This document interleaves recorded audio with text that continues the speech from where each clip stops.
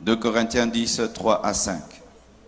Si nous marchons dans la chair, nous ne combattons pas selon la chair, car les armes avec lesquelles nous combattons ne sont pas charnelles, mais elles sont puissantes par la vertu de Dieu, pour renverser les forteresses.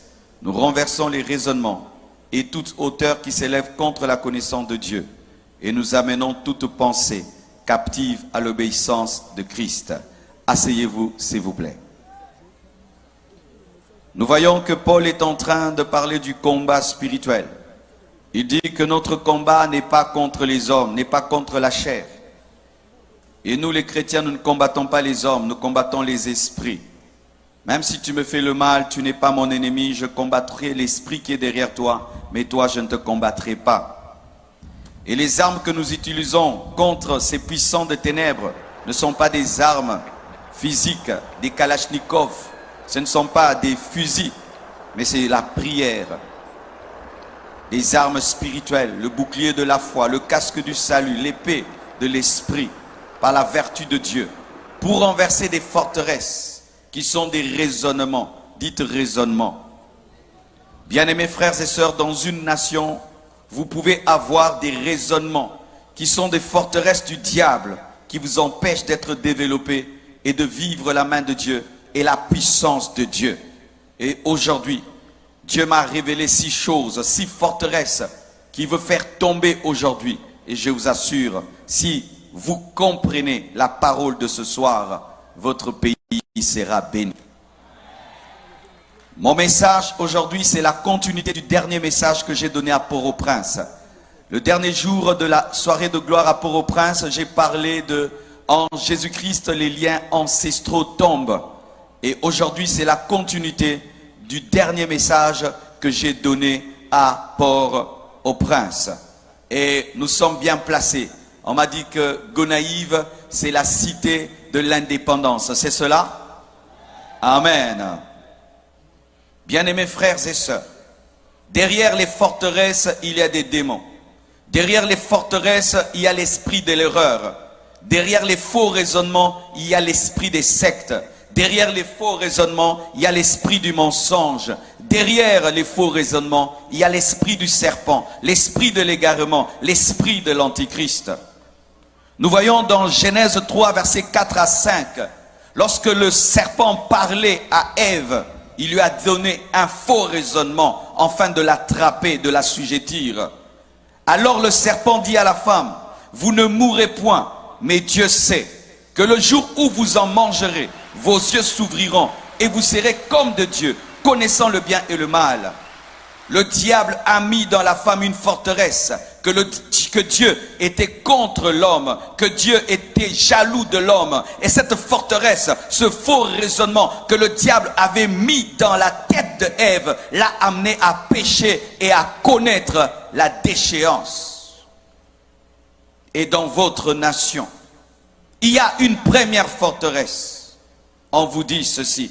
On vous dit que vous souffrez à cause du pacte que vos arrière-grands-parents ont fait avec le diable en buvant le sang d'un cochon. On vous dit ça, que les Haïtiens souffrent parce que vos grands-parents avaient bu le sang du cochon au bois du Caïman à cause de Dessalines.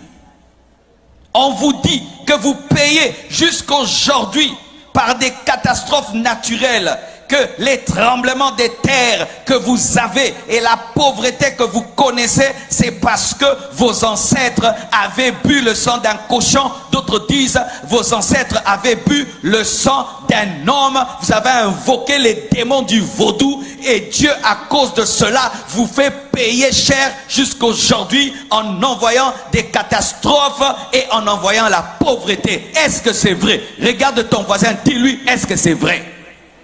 Nous allons réétudier ce qu'on vous dit. Ce qu'on dit partout, on dit ça des Haïtiens. Là-bas, ils souffrent pourquoi? Ils sont dans les vaudous. Là-bas, il y a des tremblements de terre parce qu'ils sont dans les vaudous. Là-bas, ils sont pauvres parce qu'ils sont dans les vaudous. Est-ce que c'est vrai? Est-ce que c'est vrai? Moi, je vous dis, c'est faux. Je vous dis, c'est faux et archi faux et je vais vous le démontrer. Mais le problème, j'ai dit forteresse. C'est dire quoi? Les forteresses, ce sont des choses qui ont duré pendant longtemps, qui sont installées et qui peuvent faire 300 ans, 500 ans, où vous réfléchissez toujours de la même manière alors que vous êtes dans l'erreur. Si vous ne savez pas, avant, mes frères, on disait que la terre était plate. Tout le monde disait que la terre était plate. Parce que quand tu te promènes, la terre est plate. Mais un homme a dit non, la terre n'est pas plate, la terre est ronde. On l'a même tué à cause de cela. Mais aujourd'hui, nous lui donnons raison, la terre n'est pas plate, la terre est ronde. Alléluia. Suivez-moi bien. Amen. Mes frères, on vous dit que vous avez des catastrophes naturelles à cause du vaudou et parce que vos pères ont bu le sang d'un cochon. Mais non, vous avez des catastrophes naturelles à cause de votre situation géographique. Votre situation géographique, votre île, sa position et la plaque tectonique sur le plan scientifique, c'est ce qui crée des tremblements de terre. Parce qu'il n'y a pas que des tremblements de terre ici. Il y en a aussi chez vos voisins qui ne sont pas dans le vaudou. Les tsunamis ne viennent pas qu'ici, ils vont aussi ailleurs, alors qu'eux ne sont pas dans le vaudou. Et s'il fallait qu'il y ait des tremblements de terre, il fallait qu'il y ait des tremblements de terre là d'où vient le vaudou au Bénin. Mais au Bénin, il n'y a pas de tremblements de terre. Donnez-moi l'amen. Le vaudou vient du Bénin, c'est de là que ça vient. Est-ce qu'il y a des tremblements de terre au Bénin? Parce que les Béninois sont sur une terre géographiquement qui ne permet pas les tremblements de terre. Ce n'est pas parce qu'on prie qu'on ne doit pas être intelligent. Ce n'est pas parce qu'on prie qu'on ne doit pas réfléchir. Vous n'avez pas de tremblements de terre à cause du vaudou. Vous avez des tremblements de terre parce que votre situation géographique fait qu'il y en ait. C'est comme dans mon pays, il y a un coin qu'on appelle Goma. À Goma, il y a des éruptions volcaniques. Il y a des éruptions, mais on ne dit pas c'est parce que là-bas on empoisonne les gens, c'est parce que là-bas ils font beaucoup la guerre, parce qu'il y a beaucoup de sang qui coule à Goma dans mon pays, mais nous ne disons pas qu'il y a le volcan parce que le sang coule. Non, c'est une position géographique qui fait cela. On n'attribue pas ça aux esprits, mais on cherche comment contrôler le volcan. Car si vous attribuez vos tremblements de terre aux démons, vous n'allez pas utiliser l'intelligence et faire des universités pour maîtriser le tremblement de terre. Donnez-moi l'amen.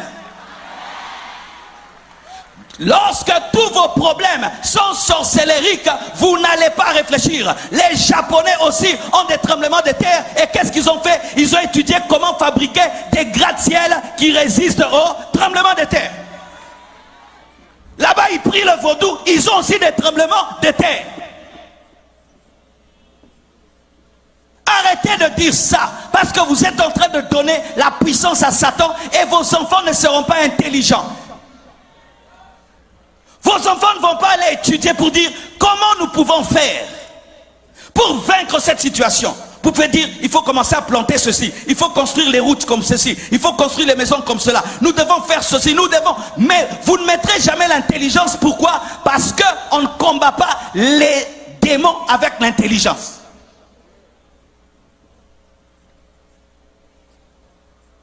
Il fut un temps, devant ma maison, il y avait un gros trou devant la route, un gros trou. Une prophétesse vient me dire, pasteur, j'étais en train de prier et j'ai vu un esprit d'hippopotame. C'est ce qui fait qu'il y ait les trous devant ta maison. L'esprit d'hippopotame. Dites esprit d'hippopotame. Pour elle, le trou devant la maison, c'était l'esprit d'hippopotame. Le trou sur la route, c'était l'esprit d'hippopotame.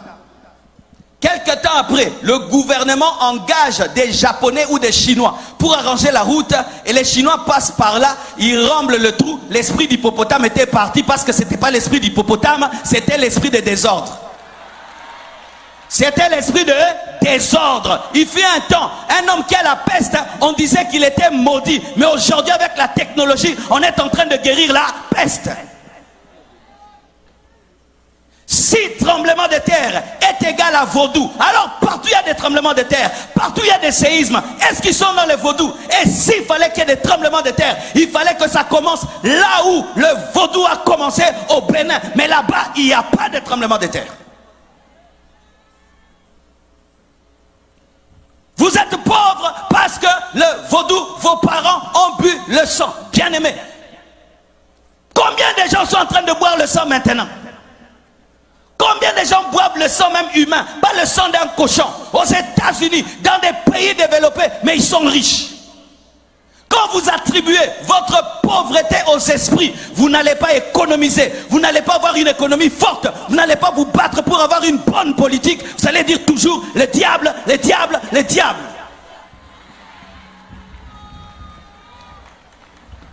Ce n'est pas moi, c'est le diable. Ce n'est pas moi, c'est le vaudou. Arrêtez de mettre tout sur le dos du vaudou. Ta maison est sale, tu attrapes des microbes, c'est le vaudou. Tu prépares la nourriture qui n'est pas bien cuite et tu attrapes des problèmes de ventre, c'est le vaudou. Tout vaudou. Quand tu ne balayes pas ta maison, elle est sale, c'est encore le vaudou. Arrêtez de donner la force au diable alors qu'il est vaincu à la croix.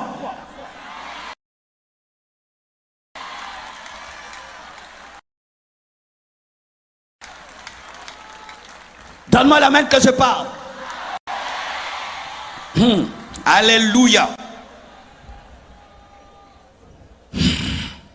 Les païens et les ignorants peuvent dire cela. Parce qu'ils sont païens, ils peuvent dire des choses pareilles. Nous sommes maudits parce qu'il y a nos parents, on fait ceci, mais pas un chrétien. Parce qu'en Jésus, il n'y a pas de lien de famille. Je dis en Jésus, il n'y a pas de lien de famille.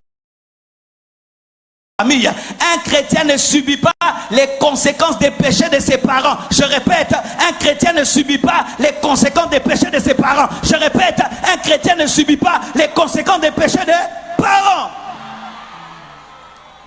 La Bible dit, on ne dira plus que les parents ont mangé les raisins verts et cela a agacé les dents des enfants. On ne dira pas, car chacun mourra pour son péché. La nouvelle alliance.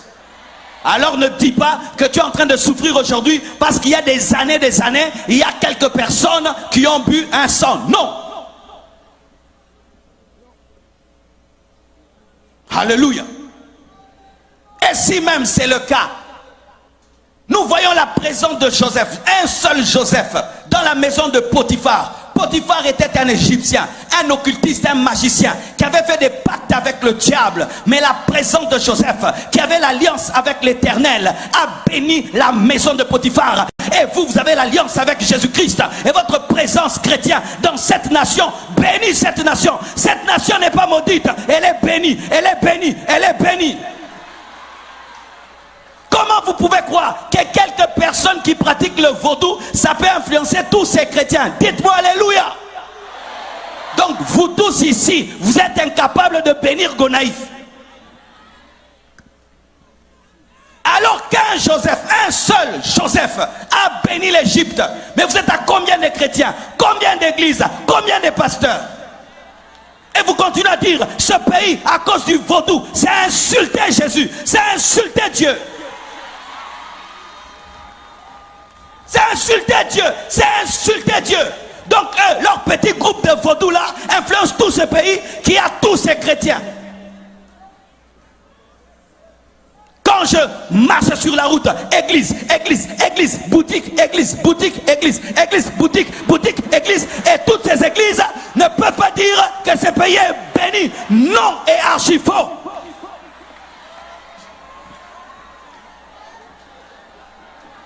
Si c'est le cas, qu'on ferme alors les églises.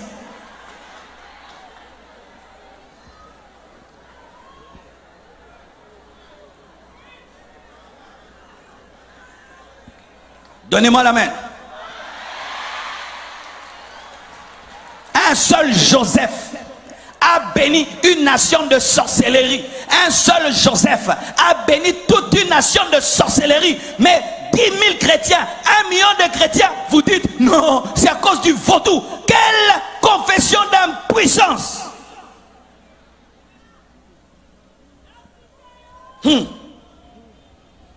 Et écoutez ceci. Les Américains, les Chinois, les Français, n'ont-ils pas fait pire que vous? Les Américains déclenchent des guerres dans des nations. Il y a des millions d'hommes qui meurent. Des Français déclenchent des guerres dans des nations. Des millions de gens meurent. Mais tu vas en France, tu vas aux États-Unis, les chrétiens vont bien. mais vous continuez à chanter le vaudou, mais là-bas, c'est le siège de la franc-maçonnerie. Là-bas, on dit que Dieu n'existe pas. Arrêtez de crier tout le temps vaudou. Mais c'est que vous ne savez pas. Est-ce que je peux vous parler? Ce n'est pas parce que nous sommes chrétiens que nous ne devons pas utiliser l'intelligence. En soi, ce qui vous arrive, voici ce qui vous arrive. Vos pères sont les Africains les plus courageux du monde. Ce sont les premiers Africains qui ont arraché d'eux-mêmes leur liberté. On ne leur a pas donné, ils ont arraché.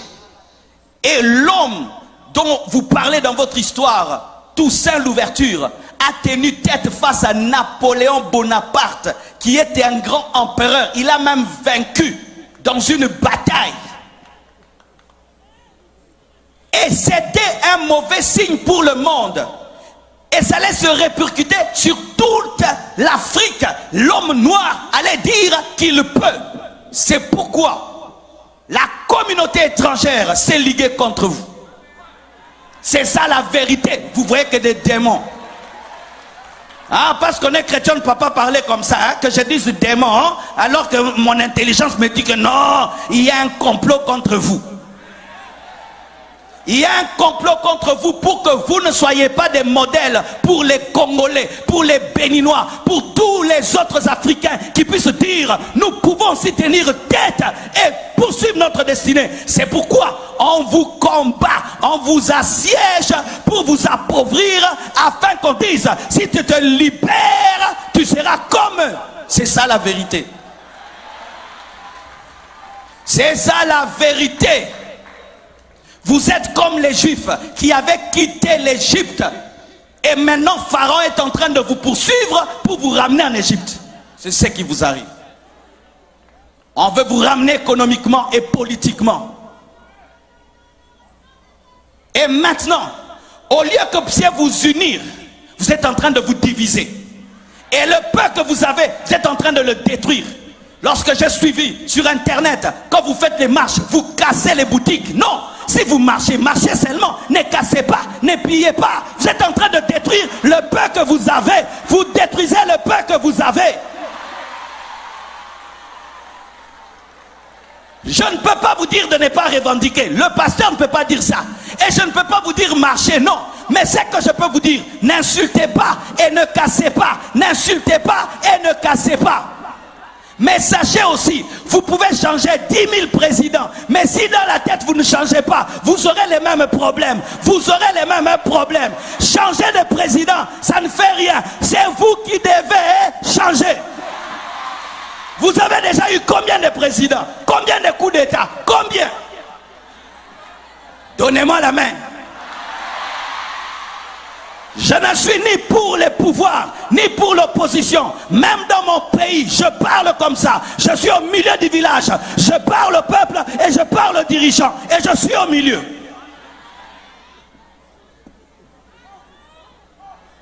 Tu marches, tu viens dans ma boutique, tu me prends tout. Est-ce que ça c'est marcher encore? Tu marches et puis tu brûles ma voiture. Ça c'est encore marcher. Qu'est-ce que moi j'ai fait? Qu'est-ce que ma voiture t'a fait? Qu'est-ce que ma boutique t'a fait?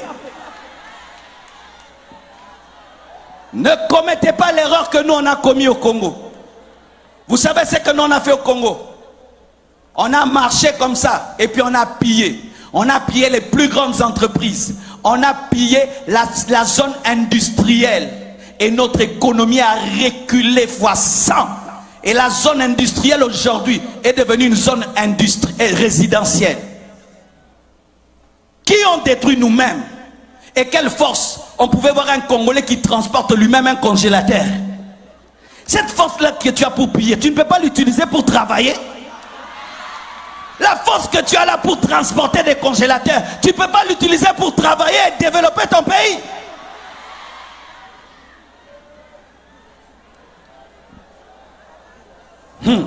Écoutez ceci. La Bible dit, Marc 3, verset 24 à 25. Si un royaume est divisé contre lui-même, ce royaume ne peut subsister.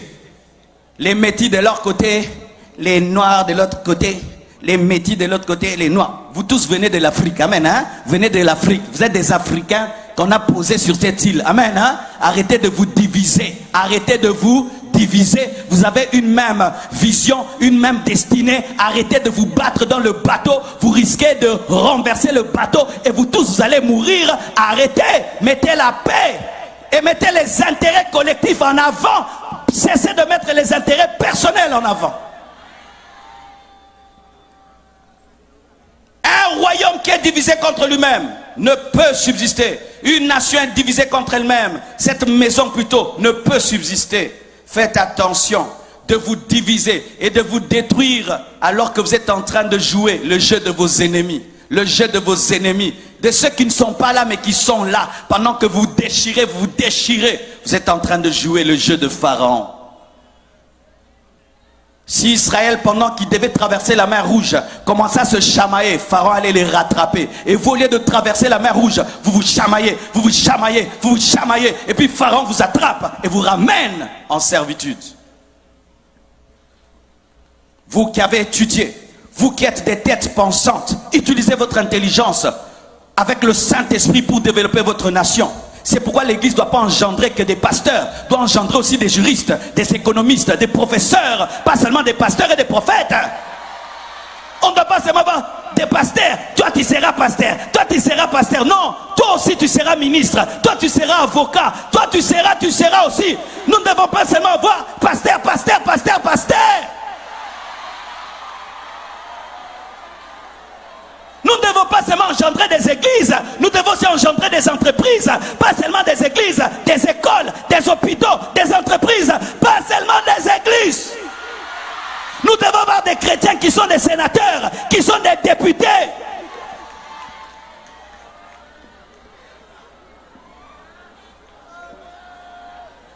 Samuel a engendré des prophètes et il a engendré des rois.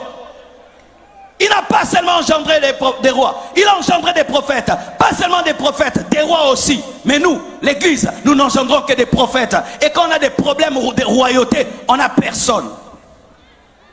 Quand un frère étudie beaucoup, on lui dit qu'il est distrait. Tu es distrait, hein? Encore quoi, un doctorat?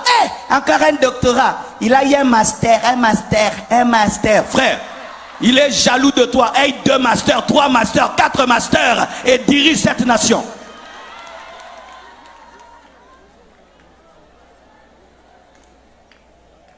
Dites 2. Deuxième forteresse. On vous dit que c'est un cochon qui vous a délivré des colonialistes. On vous dit que c'est un cochon qui vous a délivré des colonialistes. Donc il faudrait mettre même sur les drapeaux un cochon.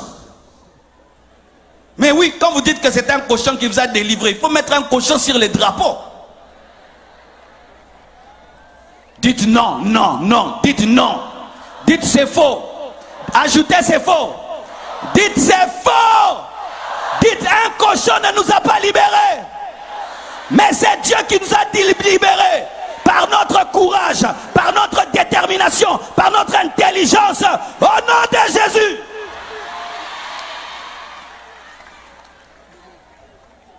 On vous dit c'est un cochon qui vous a délivré. Alors que c'est Dieu qui vous a délivré. C'est votre courage qui vous a délivré. C'est votre détermination, votre force, votre résistance, votre rage de vaincre qui vous a délivré. Votre intelligence qui vous a délivré. Et pour ceux qui ne le savent pas, ce que vous avez connu dans votre pays n'a pas commencé dans votre pays. Le mouvement de libération avait déjà commencé dans le monde. Et le vent de la libération est venu jusqu'ici. Et c'est ainsi que M. Toussaint est entré dans ce vent-là et a revendiqué. Ce n'est pas le vaudou qui a engendré le vent de la libération. Ce vent de la libération existait déjà. En Europe, il y avait déjà des blancs qui étaient contre l'esclavage, qui s'opposaient à cela, qui voulaient l'égalité. Ce n'est pas le vaudou qui a fait ça. Ce vent de liberté n'a pas été déclenché par le vaudou, mais été déclenché par des hommes qui voyaient que c'était mal d'asservir les frères. Mais on attribue ça à qui? Au cochon. On attribue ça au vaudou, alors que c'est un mouvement qui a commencé avant. On présente que ce que vous avez fait au bois du Caïman, un pacte avec un cochon et tout le reste. Mais on ne montre pas le travail que Toussaint a fait pour amener ce réveil-là. Et qu'est-ce que ça fait? Vous donnez toute la gloire aux démons, alors que vous êtes courageux, vous êtes intelligent, vous êtes battu, vous avez compris que le système est en train de changer, il faut entrer, mais maintenant on prend toute cette gloire-là, on donne au vaudou. Cela n'est pas différent d'Israël. Israël est sorti de l'Égypte par la puissance de Dieu. Ils arrivent dans le désert, ils disent quoi? Ils vont faire un veau d'or. Et puis ils font un veau d'or, ils disent quoi? Que c'est le veau qui les a délivrés. Est-ce que c'était le veau d'or? C'est ce que le diable fait toujours. Tu vois un garçon très intelligent, on vient lui dire, on veut te donner l'intelligence pour dominer le monde. Tu vois une belle femme, on dit viens. Satan lui dit viens vers moi, je vais te rendre belle alors qu'elle est déjà belle.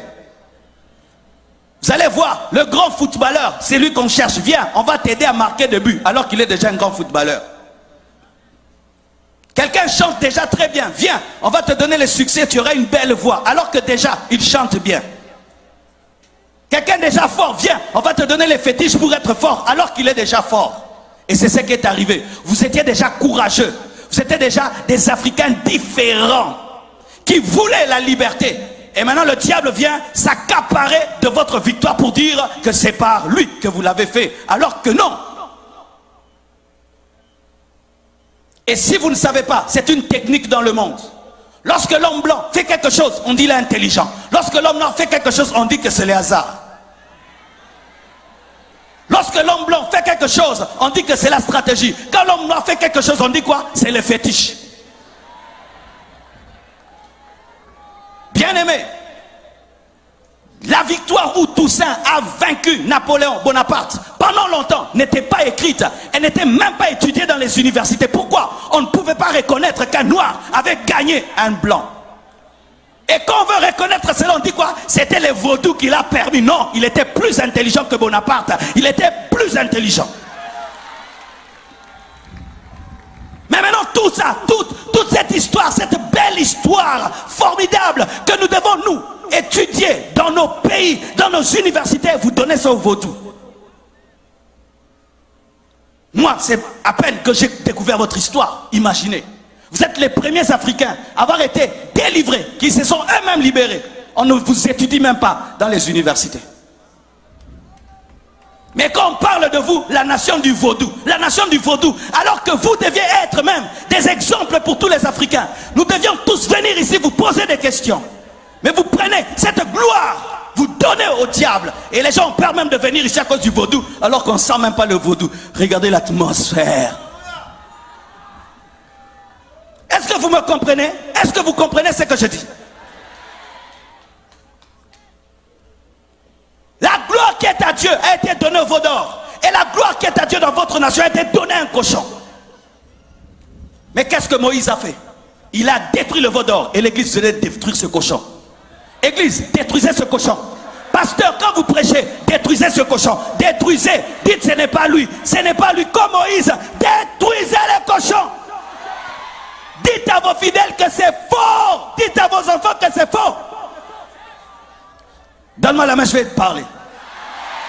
C'est le cochon là qui a pris les armes. Hein? C'est le cochon là qui avait des stratégies. C'est le cochon là qui sautait des murs. C'était le cochon. C'était le cochon. C'était qui? C'était vous. Avec Dieu, c'était vous. Et vous donnez toute cette gloire au diable et aux démons. Ainsi comme on ne peut pas étudier la sorcellerie à l'université, ben, on saute cette partie-là, alors que vous êtes des exemples pour nous tous.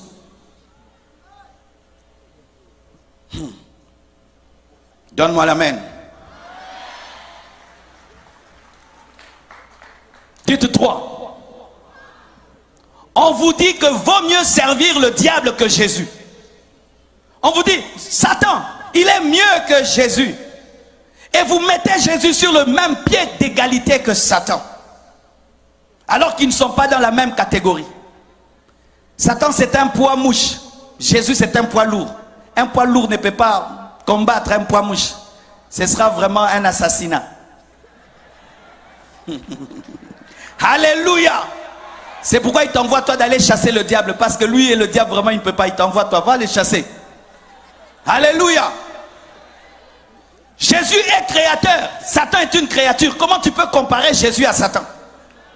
Jésus crée, le diable copie. Comment tu peux comparer Jésus à Satan? C'est Jésus qui a créé Satan. Comment tu peux comparer une créature de son créateur? Et même on vous présente des bons Satans, des bons démons. Vous avez des bons démons. Des bons démons que vous invoquez, vous dansez pour eux. Vous avez même des chorales pour les bons démons. Des chorales pour les démons. Chorales. Vous avez même des uniformes pour les démons. Des uniformes bleus, blancs. Pour les démons, une chorale. Arrêtez ça. Sortez de ces chorales. Si tu es dans cette chorale, quitte cette chorale. Quittez. Il n'y a pas de bon Satan, il n'y a que de mauvais Satan. Car la Bible dit dans Jean 10, verset 10, le voleur ne vient que pour voler, il vient que pour détruire, il vient que pour tuer. Mais vous présentez des bons Satans, des bons démons, des démons qui prophétisent, des démons qui guérissent, des démons qui révèlent le futur, des démons qui accomplissent des miracles. Mais sachez que tout ce que tu reçois du diable, tu le paieras très très cher. Il n'y a pas de bon Satan. Il n'y a pas de bon démon. Il n'y a pas le démon qui protège la famille.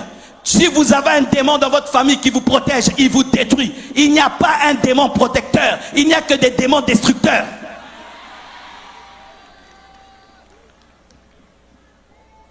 J'ai invoqué ce démon. Il a fait ceci pour ma famille. Il a guéri mon fils. Il a délivré mon fils. Quand le diable guérit la tête, il te donne une maladie des pieds. Quand il guérit les pieds, il donne une maladie au dos. C'est un voleur et un escroc.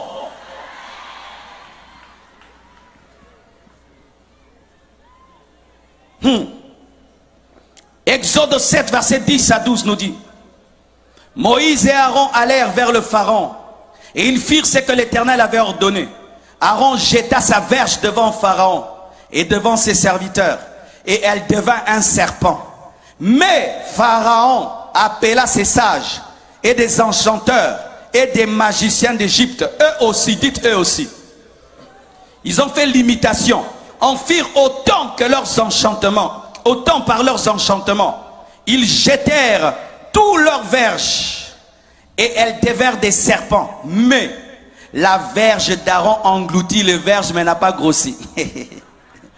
Lorsque la verge d'Aaron a englouti les bâtons des magiciens, elle est restée intacte. Pourquoi? Parce que Dieu ne transpire pas lorsqu'il est en train de démontrer sa puissance face à Satan. Le vaudou, c'est la verge des magiciens. Nous avons Jésus, la verge d'Aaron. Chaque fois que le vaudou se tiendra devant Jésus, Jésus va avaler le vaudou, mais il va rester le même hier, aujourd'hui et demain. C'est ça la parole. Le diable n'est pas plus puissant que Jésus, car le bâton d'Aaron a avalé le bâton des magiciens. C'est pourquoi l'église, vous devez travailler dans la puissance. Au Nigeria, les gens sont dans le fétiche. C'est pourquoi les pasteurs travaillent dans la puissance, afin de démontrer que le royaume de Dieu ne consiste pas en parole, mais dans la démonstration de puissance et d'esprit. Chrétiens, vous devez opérer dans l'onction. Tu ne peux pas être un chrétien sans puissance et sans onction. Quelqu'un ne peut pas aller auprès du diable. Il voit la guérison. Il vient auprès de Dieu, il ne voit pas la guérison. Nous devons démontrer le Dieu surnaturel. Le Dieu qui parle, le Dieu qui agit, le Dieu qui transforme. Mais malheureusement aujourd'hui, les chrétiens ne veulent pas de la puissance. Si je prêche comme ça, c'est bon. Quand je commence à prier, les gens tombent, c'est la magie. On ne savait pas que lui aussi il est dans ces choses. Moi aussi je suis dedans. Moi aussi je suis dedans. Jésus ne prêchait pas seulement. Il chassait les démons. Il guérissait les malades. Je refuse d'être un prédicateur qui parle seulement. Après je dois guérir les malades. Je dois chasser les démons comme Jésus. Donne-moi la main, je sens que je dois parler. Aujourd'hui, il est interdit aux pasteurs sérieux de travailler dans la puissance. Une fois je commence à prier, les gens sont guéris, délivrés. On me dit, pasteur, toi aussi tu entres dans ces aventures-là. Les aventures? Les aventures? Toi, tu as un enfant malade à la maison. Tu sais ce que ça fait d'avoir un enfant malade à la maison? Tu sais quoi? D'avoir un enfant qui est sourd. Tu sais que c'est que ça fait d'avoir un enfant aveugle. Tu sais ça fait quoi? D'être paralysé pendant 10 ans. Toutes les personnes qui disent ça sont sans amour. Être un vrai pasteur, ce n'est pas seulement parler. Un bon pasteur, après avoir parlé, doit s'occuper des problèmes des gens.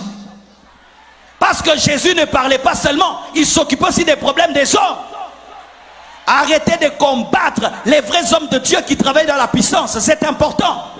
Pourquoi? Parce que les païens, ils vont auprès du diable, ils vivent des choses. Vous venez auprès de Dieu, il n'y a rien. C'est ce que vous voulez? Ça doit être la magie. Et ça c'est la magie. Comment il fait seulement ça? Il y a 10 personnes qui tombent, il fait ça, 100 personnes tombent. Ah, ça c'est quoi là? Ça c'est quoi là? C'est la puissance de Dieu. C'est la puissance de Dieu. C'est la puissance de Dieu.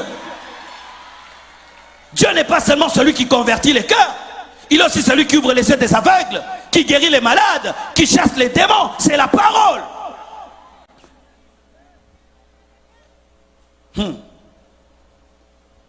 Quatrièmement, on vous dit que l'idolâtrie est une forme de spiritualité positive. Alors il y en a qui adorent le feu. Comment tu peux adorer le feu qui peut s'éteindre? Tu adores le feu. Oh feu, je t'adore, et puis il y a la pluie. Le feu disparaît. Oh, la pluie a tué mon Dieu. Comment tu peux adorer l'eau? Vous vous lavez dans l'eau. Vous vous lavez dans l'eau et vous adorez l'eau. Vous adorez l'eau. Alors que l'eau peut connaître l'évaporation et peut sécher. Oh mon Dieu, c'est évaporé. Comment tu peux adorer une statue que toi-même tu as fabriquée? C'est toi-même qui l'as fabriquée. La tête, les pieds, les ventres,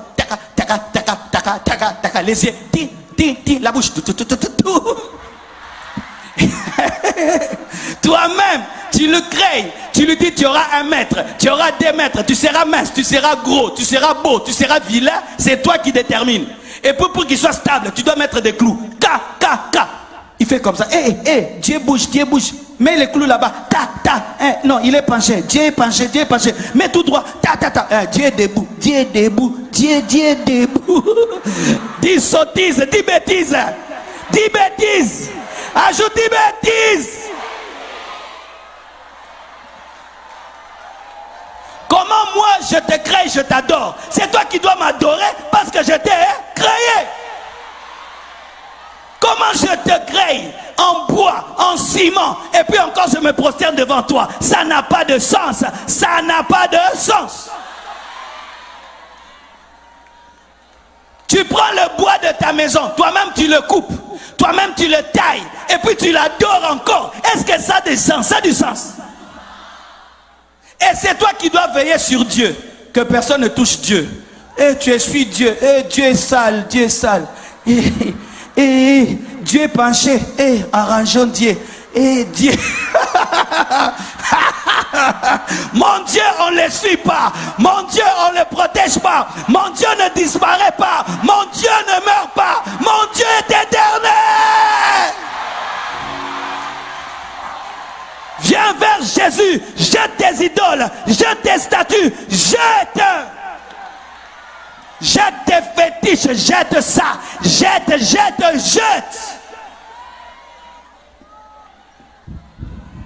L'idolâtrie est une vanité.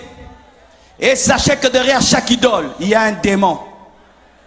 Derrière chaque idole, il y a un démon qui vient de se cacher pour que tu croies que l'idole fait quelque chose, alors que l'idole ne fait rien. C'est un esprit qui est derrière l'idole, qui agit. C'est pourquoi ne faites même pas d'idole représentant Jésus. Parce que vous ne connaissez pas son visage. Ne faites pas d'idole représentant Paul. Oh Saint Paul. Soit tu l'avais vu. Des idoles représentant Marie, avec une belle taille. Et si elle était grosse? Toutes les Maries sont jolies. Et si elle était grasse? C'était cru dans la Bible que Marie était comme une miss. Toutes les Maries sont miss. Et si Marie était grosse? 1,40 m. Dis à ton voisin, toi tu as déjà vu Marie?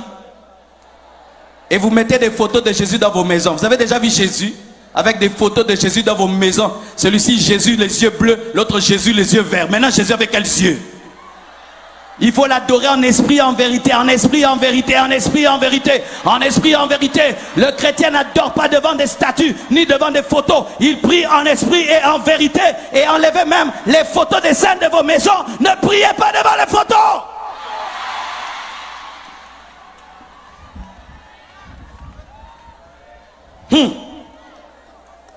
La Bible dit dans 1 Samuel 5, versets 1 à 4, les Philistins prirent l'arche de Dieu et ils la transportèrent d'Ebenezer à Asdod. Après s'être emparés de l'arche de Dieu, les Philistins la firent entrer dans la maison de Dagon. Dagon, c'était une idole.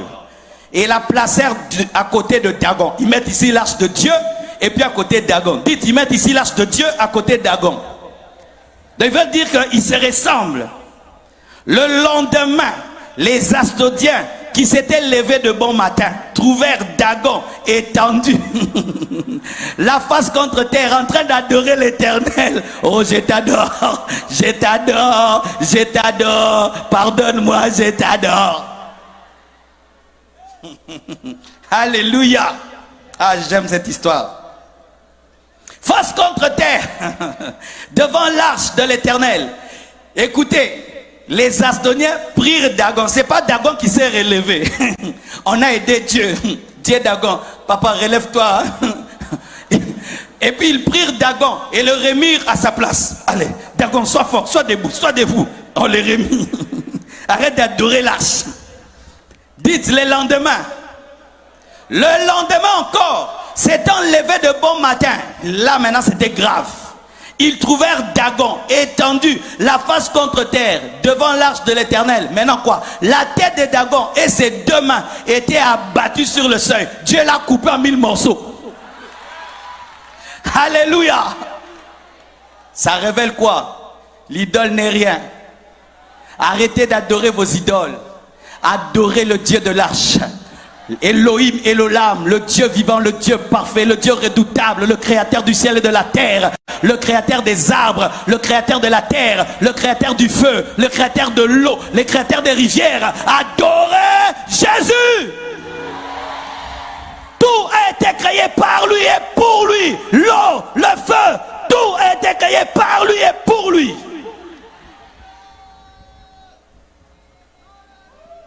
Alléluia. Arrêtez de vous laver dans des rivières à la prière. Vous vous lavez dans des rivières sales. Tu t'es sali, mon frère. Ce Dieu-là, il n'est pas propre. Ça, c'est quel Dieu qui te fait laver dans une rivière sale? Et vous êtes à 50 dans la même rivière, sans pudeur. Une maman doit se laver elle-même dans sa salle de bain avec propreté. Mais un Dieu qui te pousse à te laver à 100 personnes dans une rivière en train de vous laver, vous pensez que ce Dieu-là est Dieu? Dieu, c'est la perfection, c'est la propreté, la respectabilité, l'honneur. Une maman de 50 ans qui se lave à côté d'un enfant de 12 ans. Si seulement tu réfléchis, tu te rendras compte que ça, ce n'est pas de Dieu.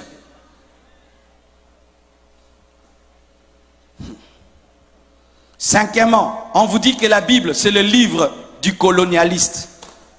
Que la Bible que je prêche, ce n'est pas un livre de Dieu. Ce n'est pas Dieu qui a donné la Bible. C'est le colonialiste qui a pris la Bible et qui est venu avec pour te rendre esclave. Et ainsi vous dites, nous on ne veut pas de cette Bible-là. Nous voulons nos propres traditions, notre propre culture africaine. Nous ne voulons pas du Dieu des Blancs. Nous ne voulons pas du livre des Blancs. C'est faux. Voici la preuve. La Bible n'est pas le livre du colonialiste. Parce que la Bible elle-même est contre le racisme.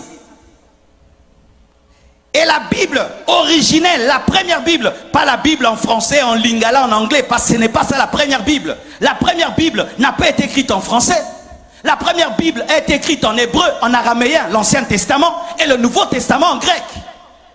La Bible n'est pas la Bible des Français. La Bible Bible n'a pas été écrite dans sa première version en français, ni en anglais. C'était en araméen, c'était en hébreu, c'était en grec. Et ce ne sont pas les Grecs qui sont venus ici, ni les Hébreux, ni les Araméens, ce sont les Français. Donnez-moi l'amen. Alors, mes frères, la Bible n'est pas le livre du colonialiste. Pourquoi? Parce que la Bible reconnaît l'Égypte, reconnaît l'Afrique, comme étant la puissance mondiale au temps de Moïse. La Bible reconnaît qu'il y avait une nation africaine qui était la plus puissante de la terre. Si la Bible était la Bible du colonialiste, elle n'allait pas reconnaître que les Africains, pendant un temps, dominaient la terre. Aussi, la Bible reconnaît la reine de Saba de l'Éthiopie et reconnaît que c'était parmi les plus grandes reines de ce temps-là. La Bible reconnaît l'Éthiopie et reconnaît l'élévation de la reine de Saba. Si c'était la Bible du colonialiste, le livre du colonialiste, ça n'allait pas reconnaître qu'une femme, d'ailleurs une femme, était aussi élevée que Salomon. La Bible reconnaît que c'est un Africain, Simon de Cyrène, qui a aidé Jésus lorsqu'il avait du mal à porter la croix. Quand Jésus portait la croix, qui est venu pour l'aider? C'est Simon de Cyrène. Cyrène, c'est la Libye. Donc ce sont les Africains qui sont venus aider Jésus quand il devait monter à la croix. Donnez-moi la main. La Bible reconnaît. Quand on a voulu tuer Jésus, il a fui où? En Égypte, quand il était un enfant. C'est l'Afrique qui a reçu Jésus quand il était bébé. Lorsque le peuple de Dieu a voulu mourir de faim, quelle est la nation qui les a reçus? C'est l'Égypte qui a reçu Jacob et Joseph à Goshen. C'était l'Afrique. Si la Bible était la Bible du colonialiste, comment la Bible peut reconnaître autant de qualités à l'Afrique? Donne-moi la main. La Bible reconnaît que l'un des plus grands prophètes de l'Ancien Testament, Moïse, a grandi où? En Afrique, en Égypte. Il est né où? En Afrique, en Égypte. Il a été élevé par qui? Par des Africains. Parce que les Africains, ce sont eux les Égyptiens. Les Égyptiens étaient des Africains. C'est aujourd'hui l'histoire. On nous montre les Égyptiens avec des Égyptiens qui avaient des nez pointus. Non. On a fait des recherches dans les sites archéologiques. Les grands pharaons de l'Égypte, c'était des Noirs. Et la Bible reconnaît cela. Ce sont les Noirs qui ont appris à Moïse à écrire. La Bible le reconnaît. Mais pourquoi vous dites que la Bible est le livre du colonialiste?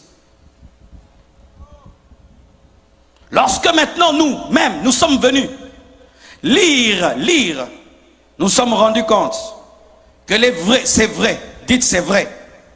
Les colonisateurs ont utilisé la Bible pour dominer le noir. Mais ce n'est pas parce qu'ils ont utilisé la Bible que c'est leur Bible.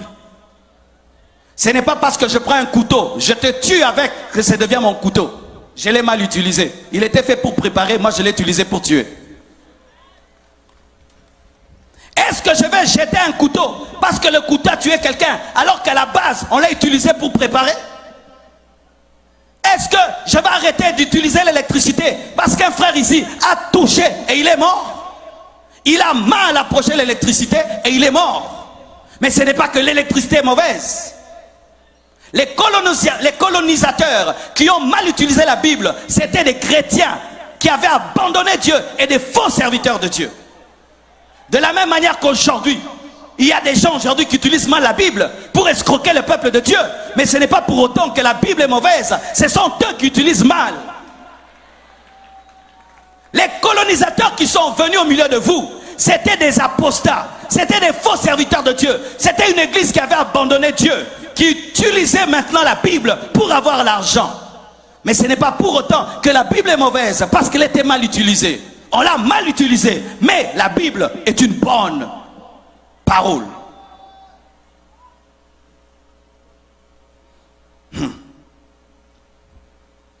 Mes frères et sœurs, une vraie église n'encourage jamais la méchanceté. Pourquoi on dit toujours que la Bible, c'est le livre des colonisateurs? Mais on ne parle pas de Martin Luther King. Martin Luther King aussi a utilisé la Bible. C'était un pasteur, mais il a utilisé la Bible contre le racisme. Et aujourd'hui, on a eu un Barack Obama qui est devenu président des États-Unis. C'est la Bible qui a fait qu'il y ait la fin de la ségrégation raciale aux États-Unis. C'était la Bible. Comment la Bible peut être une Bible des colonisateurs alors que Jésus lui-même est né lorsque Israël était colonisé par les Romains? Jésus est né dans la colonisation. Il a trouvé la colonisation. Les Romains dominaient les Juifs. Comment il peut encourager cela? Quand tu as des forteresses dans ta tête, quand on prêche comme ça, ah, il est venu nous prêcher encore, le Dieu des Blancs, les dieux des Blancs, les dieux de Blancs. La Bible là, elle a été utilisée pour nous dominer. Frère, il y a des gens qui mélangent mal la nourriture et puis qui s'empoisonnent. Est-ce que tu arrêtes de manger pour autant? Qui arrête de manger parce que quelqu'un a mélangé une nourriture avec une autre qui l'a empoisonné. Tu dis non, il n'a pas bien mangé, mais la nourriture est bonne, mais lui n'a pas bien mangé. Ce n'est pas parce que quelqu'un a mal utilisé la Bible que la Bible est mauvaise.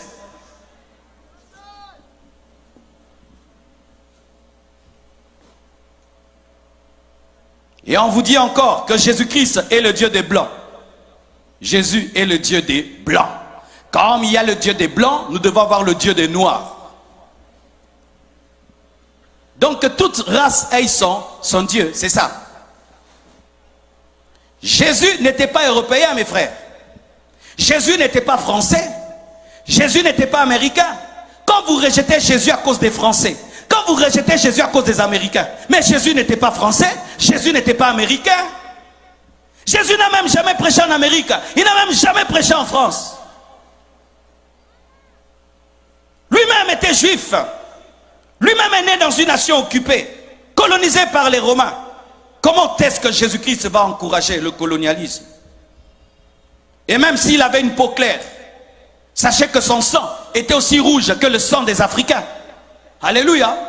Le sang de Jésus-Christ était rouge, rouge comme ton sang, comme le mien. Sinon aussi, que les Américains aient leur Dieu, les Japonais aient leur Dieu, les Chinois aient leur Dieu. Comme Jésus est juif, alors nous ne voulons pas du Dieu des Juifs, nous voulons le Dieu des Chinois, nous voulons le Dieu des Américains, le Dieu des Français. Mais la Bible nous dit dans Jean 3,16, car Dieu a tant aimé le monde qu'il a donné son Fils unique, afin que quiconque croit en lui, Jésus est venu pour toutes les nations, pour tout le monde, pour toutes les langues et pour toutes les races. Il devait naître quelque part, oui, il devait naître quelque part, mais sa mission n'était pas de rester là où il était né, il devait se répandre dans le monde entier. Mais ce n'est pas parce qu'il est né quelque part qu'il est le Dieu que de ces gens-là. Je suis du Congo et aujourd'hui j'appartiens au monde entier. Je suis ici en Haïti en train de vous bénir. Est-ce que ma prédication c'est la prédication des Congolais? Mais je suis né où? Au Congo. Mais là celui qui vous prêche, est-ce que c'est un Haïtien? N'est-ce pas que ça vous bénit? Et vous pensez que Jésus ne peut pas vous bénir plus que Marcelo? Parce qu'il n'est pas né en Haïti et il est né en Israël. Vous croyez cela? La naissance ne détermine pas à qui tu appartiens, mais c'est ton message et ta vision qui déterminent à qui tu appartiens. Jésus n'est pas le Dieu des Blancs, il est le Dieu de tous les hommes sur la terre.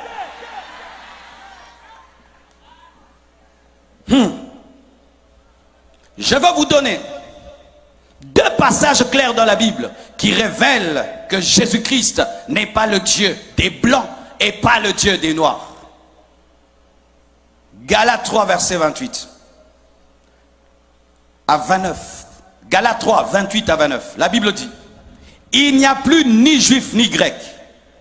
Il n'y a plus ni esclave ni libre. Il n'y a plus ni esclave ni... C'est ce que la Bible dit. Il n'y a plus d'esclaves ni libres. Il n'y a plus ni homme ni femme. Car tous vous êtes un en Jésus-Christ. Et si vous êtes à Christ, vous êtes donc la postérité d'Abraham, héritier de la promesse. Les Haïtiens sont la postérité d'Abraham. En Jésus, vous êtes la postérité d'Abraham. En Jésus, vous êtes la postérité d'Abraham. Colossiens 3, verset 11 dit encore, parce qu'on ne peut pas fonder la doctrine sur un verset, un autre verset qui le prouve. Colossiens 3, verset 11. Il n'y a ici ni grec ni juif, ni circoncis, ni incirconcis, ni barbare, ni chiite, ni esclave, ni libre, mais Christ est tout en tous. Christ est tout en tous. Dans le tous, il y a qui? Le noir, le blanc, le rouge, le bleu, le vert, l'orange. Mes frères et sœurs, la Bible dit, vous connaîtrez la vérité et la vérité vous affranchira. Voici ce que Dieu m'a dit pour vous. Et je vous demande, mes frères, ça fait mal. Pendant longtemps, si tu as pensé d'une manière, et on vient te dire que ce n'est pas ça, c'est difficile d'abandonner, parce que nous sommes habitués de penser d'une certaine manière. Quand il y a un problème, ça doit être ceci. Quand il y a un problème, ça doit être cela. Et quelqu'un vient te dire, non, ce n'est pas ça. Ce sont des phénomènes naturels, mais vous pouvez les vaincre aussi scientifiquement par l'intelligence. Ce n'est pas le cochon, mais c'est ceci. Tu dis, oh non, mes frères, allez méditer sur ce que j'ai prêché aujourd'hui. Allez réfléchir dessus et que le Saint-Esprit vous parle. Car je vous dis, mes frères, les forteresses suffisent pour qu'une nation soit paralysée. Je donne un exemple. Dans mon pays, il y a une route qu'on appelle la route du Bandundu.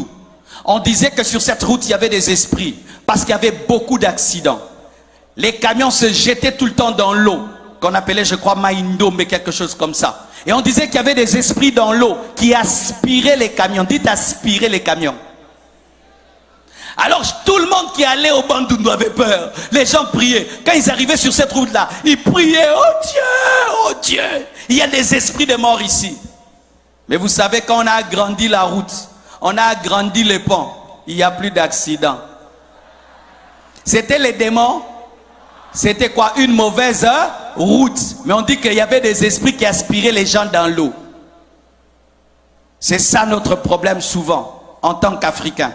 Au lieu de trouver, de chercher des solutions aux problèmes, nous les attribuons au temps et aux circonstances. Ainsi, nous ne faisons rien. Et nous disons, ce n'est pas nous, ce sont les temps et les circonstances. Alors que tu peux utiliser aussi l'intelligence par le Saint-Esprit pour régler le problème.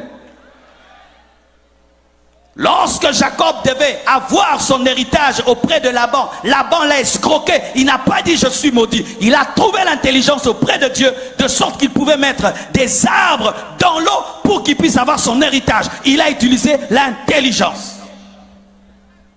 Lorsque l'homme noir voit une pierre, il dit c'est impossible. Il voit la pierre, il dit comment je vais contourner la pierre? Mais l'homme blanc voit la pierre, il dit je vais creuser un tunnel et je vais sortir de l'autre côté. Mais nous, quand on voit, on dit l'esprit de blocage, l'esprit de résistance. Mais lui, il voit un tunnel. Toi, tu vois l'esprit de résistance, l'esprit de blocage.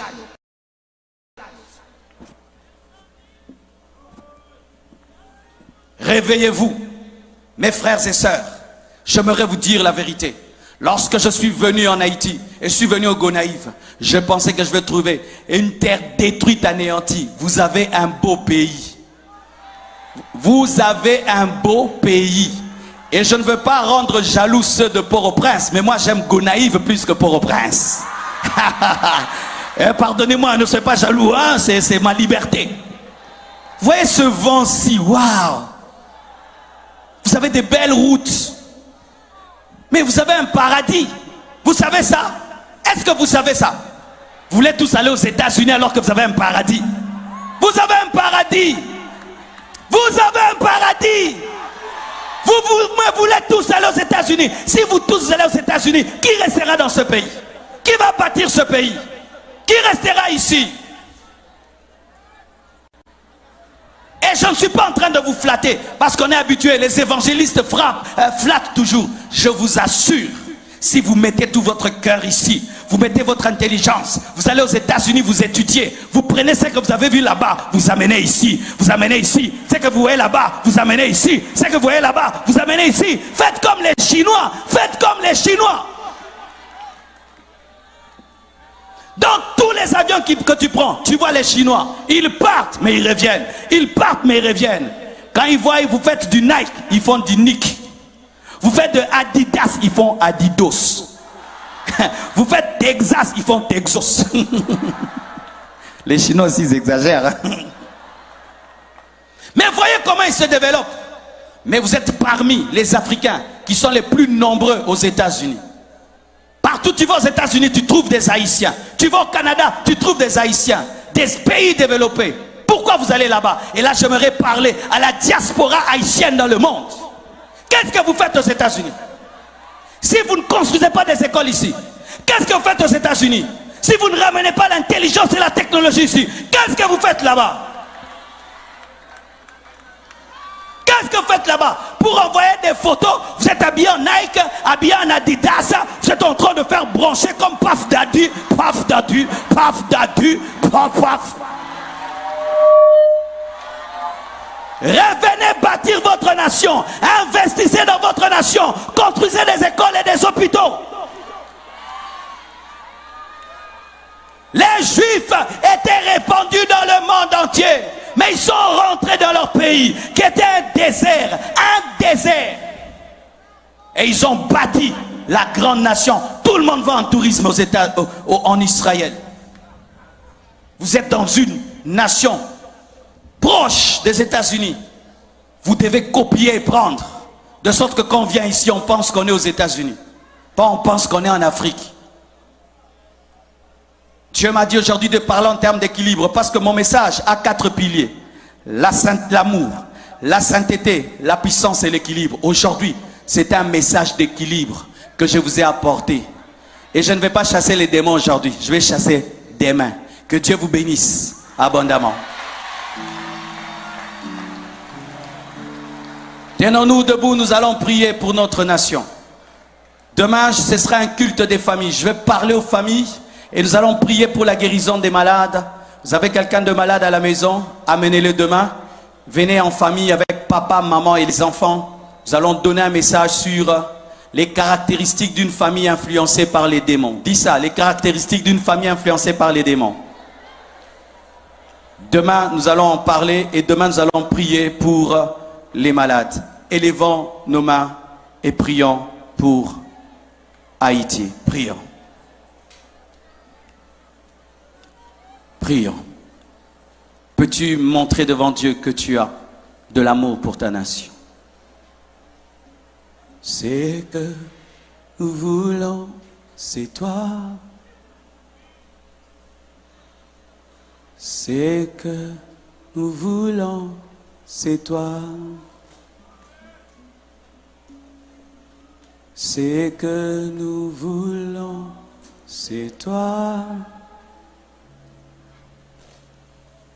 C'est que nous voulons, c'est toi. C'est que nous voulons, c'est toi.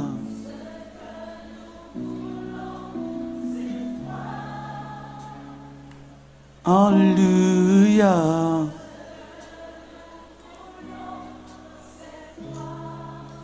C'est que nous voulons, c'est toi.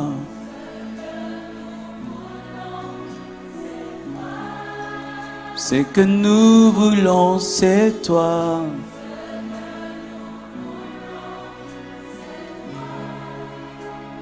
Descends, descends.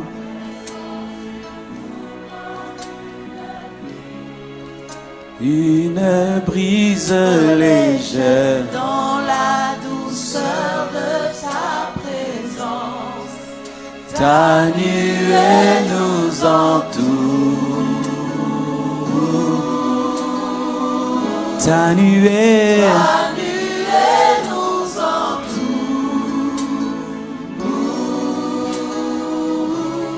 descends, descends. Descends sur nous comme une pluie, une brise Légère dans la douceur de ta présence. ta nuée, Nous entoure. ta nuée, ta nuée, ta nuée, ta nuée. Ta nuée nous entoure. Seigneur Dieu de gloire, je prie que ce message prophétique prenne place dans les cœurs et puisse engendrer des Haïtiens différents. Engendrer, Seigneur, une nouvelle génération qui est délivrée des forteresses, qui est délivrée de l'ignorance de son histoire, de son passé, de son présent et de son futur. Je demande que tu suscites, Seigneur, des chrétiens remplis d'intelligence et de sagesse comme Daniel, comme Joseph, que tu as placé au sommet des nations. Je prie, Père éternel, que tu équilibres notre vie chrétienne et notre manière de prier. Je prie que tu nous aides à lier à la fois la science, lier à la fois la connaissance, Père éternel, Dieu de gloire. Je prie, Père éternel, que les voiles soient déchirés et que la lumière luise dans cette nation. Je prie que ce message, Seigneur Dieu de gloire, soit accompagné de force, de puissance et d'esprit, et que dans les cœurs, ils deviennent des hommes nouveaux. Que les voiles tombent, Seigneur, que les écailles tombent, et qu'ils sortent de tout complexe, Père éternel, d'infériorité, et qu'ils se voient comme tu les vois, des grands hommes, des grandes femmes, une grande nation. Soyez bénis, soyez bénis, soyez bénis, soyez bénis. Soyez bénis. Votre nation est bénie. Votre nation est bénie. Votre nation est bénie. Votre nation est bénie. Votre nation est bénie. Votre nation est bénie. Votre nation est bénie. Votre nation est bénie. Votre nation est bénie. Votre nation est bénie. Comme Joseph, je bénis la maison de Potiphar. Votre nation est bénie. Bénie au nom de Jésus-Christ. Amen. Que Dieu vous bénisse abondamment. À demain. Ta nuée nous entoure, ta nuée nous entoure. Amis téléspectateurs, frères et sœurs supporters de tous les horizons, l'équipe de la Télé Louange aimerait que vous soyez avec elle pour souffler son 11e bougie d'anniversaire dans un grand dîner gala le dimanche 9 juin 2019 à compter de 6h PM. Du coup, venez pour redécouvrir en live dans une autre dimension la voix modulée, certainement captivante de Hérode Valérie.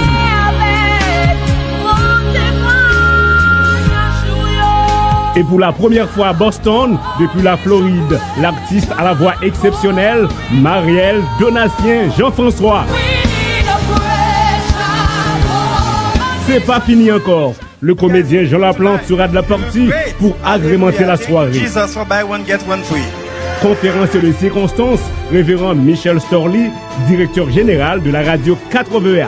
Dimanche 9 juin 2019, dès 6h PM, ce sera la fête. Une excellente soirée pour déguster les plats exquis de Diamond Catering à l'auditorium de la Nouvelle-Jérusalem, 871 North Main Street, Randolph, Massachusetts. Télé Louange 11 ans. Waouh! Dimanche 9 juin 2019, Télé Louange dans un moment de gloire à Dieu. Retirez vos billets avec une contribution de $70 adultes, enfants moins de 12 ans, $30, télélouange.com. Pour toutes les informations supplémentaires ou composez le 617 549 3200. La fête de Télé Louange, c'est votre fête.